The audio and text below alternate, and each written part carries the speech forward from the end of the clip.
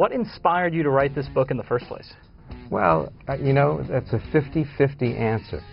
The first part is that my debut on, quote, big-time New York radio was in July of 1969. And the first live commercial that I ever read on the air was for something called the Woodstock Music and Art Fair.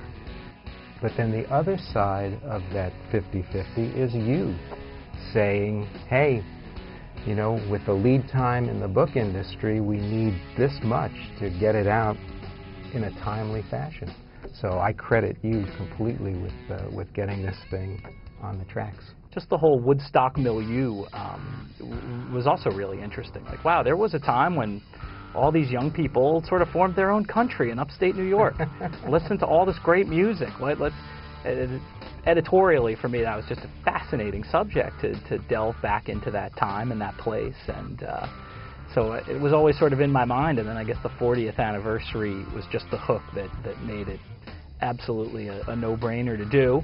And you, as somebody who'd interviewed so many of the artists over the years, were the natural person to do it.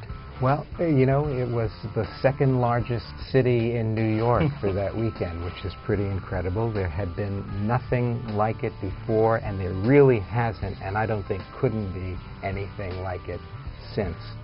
So you are experiencing it as history, and I experienced it as sort of you are there, you know, living it as it happened.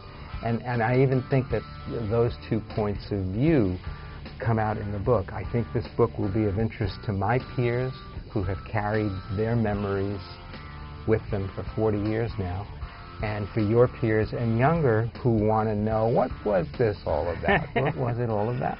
So talk to me a little bit about, if you could pick one thing that you want readers and music fans to take away from this book, what would that be? Okay.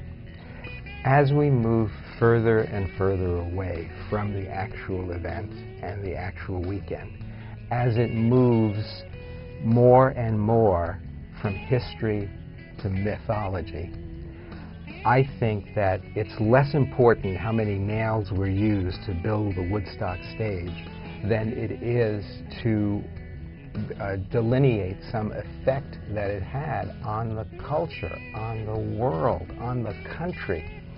I would like, in the future, when the people who actually lived it are long gone from the planet, but they still want to know about it, that this will be useful to future music historians and fans as a way of pinning down what was that thing that happened in Bethel in the summer of 1969.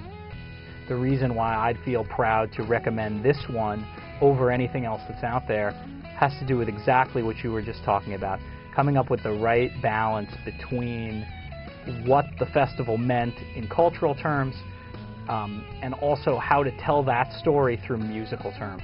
And I think this book does, I mean, you know, this is immodest, I suppose, but as good a job as anything else out there of telling the story of the music in an entertaining way while keeping the cultural stuff also at the forefront.